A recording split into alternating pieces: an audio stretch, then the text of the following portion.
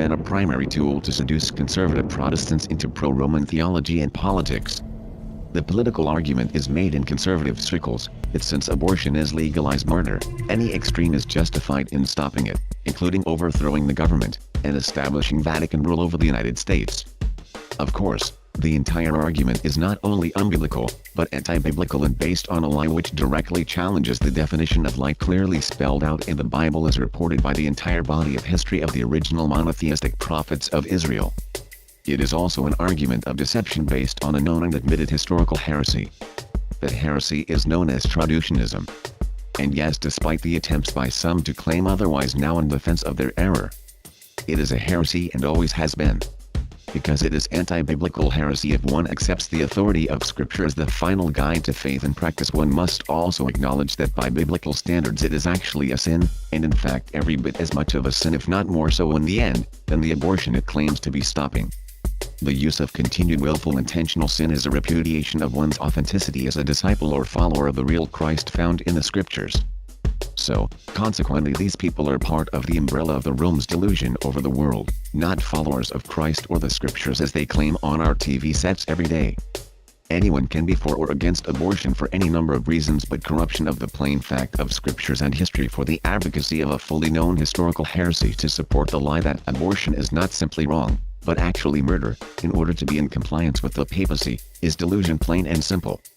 Protestants who take this anti-biblical Roman position are not only betraying the known fact of texts of Scripture but its fully known history of interpretation which place their claims outside the entire tradition of historic monotheism, all the way from the Torah, to the New Testament, to even Islam. They are at odds with every written body of historical literature written by prophets and apostles on earth. But they are in agreement with Vatican Rome. Unlike what you are told, dear Christian, the devil-worshipping Roman Empire was the true historical source of traducianism, which banned abortion long before Christianity had even become a religion or Christ had even been born yet. And the reason they had banned abortion had nothing to do with their love for life, at least the way the Vatican's American preachers who pose fraudulently as evangelical Protestants tell you. They loved life, the way farmers love to have more cows or pigs. This citation was actually provided by a traducianist website in defense of its position on abortion. Quote, Musonius, in reference to Augustinian legislation of 28 BC and 9 AD, the lawgivers, who had the same task of searching out and finding what was good for the city and what bad, and what helped or harmed it, did not they also consider that it was most beneficial to their cities to fill the houses of the citizens, and most harmful to deplete them? They considered that childlessness or small families of citizens was unprofitable, while to have children and in fact many children was profitable. Therefore they forbade the women to abort and attached a penalty to those who disobeyed. Secondly, they forbade them to use contraceptives on themselves and to prevent pregnancy. Finally, they established honors for both men and women who had many children and made childlessness punishable. Fragment 15 end quote. The Roman Empire was the largest consumer of human life in the ancient world.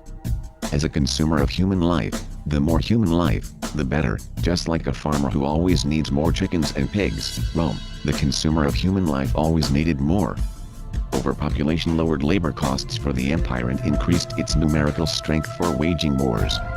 Rome's calculation on the question of abortion was solely on the side of the Roman state, over the God-given rights of any and all parents.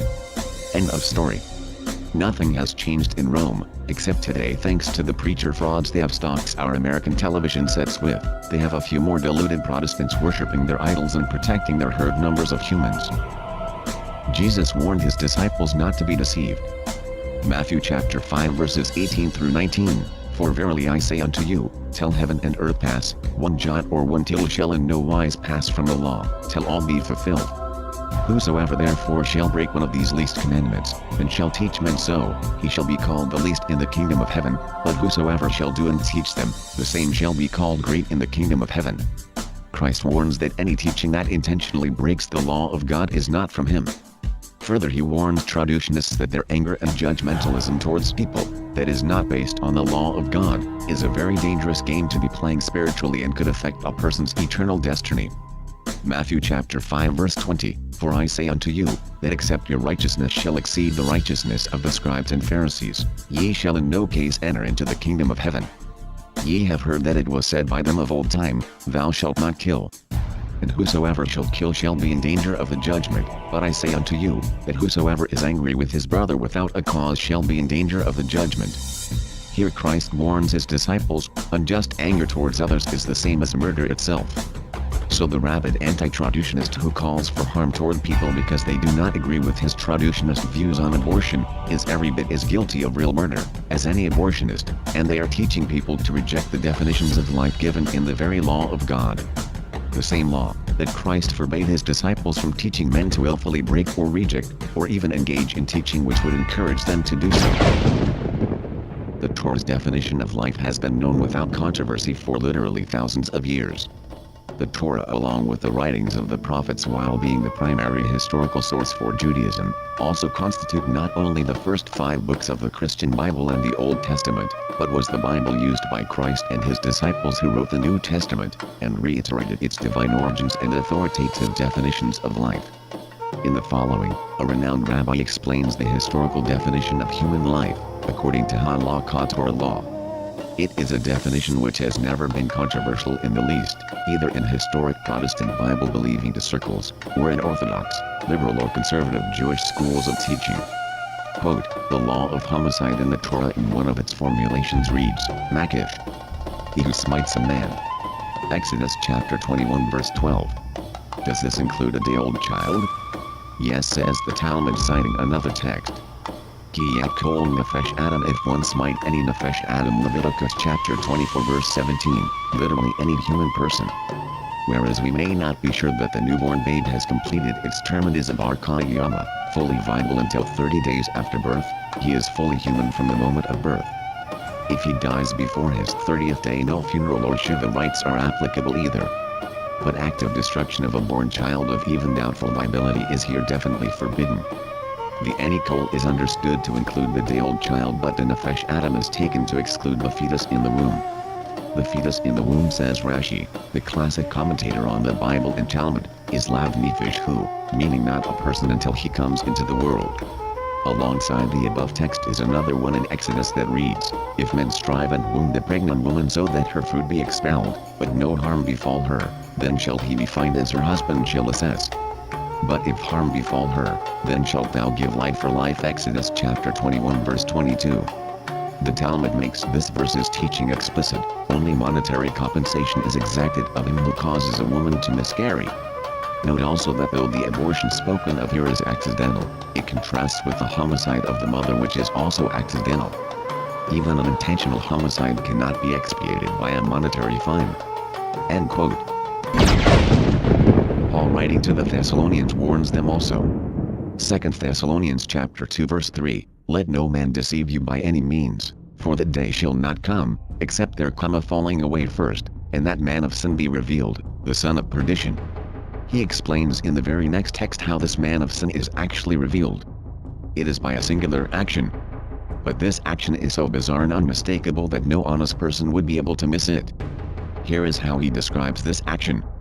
Chapter 2 verse 4, who opposes and exalts himself above all that is called God, or that is worshipped. So that he as God sitteth in the temple of God, showing himself that he is God. This text clearly identifies the man of sin with a seat of power. The seat in which the man of sin would sit, would be the place in which he sits speaking as God himself, and openly rejecting the Torah. In Latin the term is ex cathedra, which means speaking from the chair as God, the very doctrine of how the Pope speaks as God on the earth over everything worshipped or called God, in complete fulfillment of warnings given by Paul to the Thessalonians in 2 Thessalonians chapter 2. It is not accidental that it was the Thessalonians who were slaughtered in the streets like animals just prior to when Pope Sixtus III ascended to power and the Theodosius Codex was passed and made any dissident against the Catholic Church an enemy of the state, to be executed or starved to death, because they were not allowed to buy or sell. A few verses down, in 2 Thessalonians chapter 2 verse 7, Paul warns this man would be part of a mystery movement among Christians identified by the term iniquity. Later John identifies this mystery movement by the term Mystery Babylon, citing the origin of its theological inspiration as the religious forms and customs of the Babylonian Empire, and specifically meaning the Tower of Babel, written about in Genesis 11, the seat of Nimrod. the brother of the Pope of Rome, claimed to have had a vision in which an angel revealed to him that the Tower of Babel was really the church, literally fulfilling the prophecies concerning this movement which would come from the 7 hills of Rome, and be headed by the man of sin, the leader of the mystery of iniquity, or mystery Babylon. Iniquity is also a very important term. It comes from the Greek word anomia and literally means violation of Torah, or Torahlessness. That is an open rejection of Torah law in favor of arbitrary decrees given by the authority of a seat of power in Rome. This is literally the operation of what the Apostle John termed the Antichrist. Traducianism is an Antichrist doctrine that does not come from the scriptures, but instead comes from the Antichrist. And anyone promoting that doctrine is in essence not only promoting the teaching of the Antichrist, but is advocating the rule of the Antichrist over America, and thus why they wish to destroy the Protestant heritage of separation of church and state guaranteed by the U.S. Constitution to the descendants of Protestants who were the original founders of this country, and knew very well the dangerous subservience to a Roman dictator in religious matter posed for everyone in the world. The Roman Pope decreed that terminating a pregnancy was murder in the Middle Ages. He did so in violation of the Torah law given from God at Mount Sinai and in complete violation of all that the scriptures taught. But he did so because this was the doctrine of the Roman Empire, not Christ or the Bible. And this doctrine was declared a heresy by the Pope's own Roman Catholic Church itself. Traducianism is the result of the influence of Gnosticism, and not only extends the ridiculous claim that terminating a pregnancy is murder, but extends the concept all the way to the sperm cell itself, thus why many of these same Roman Catholics also extend this ridiculous and unbiblical idea all the way to a single sperm cell, and openly forbid birth control. Thus their intense hatred for people involved with things like Planned Parenthood.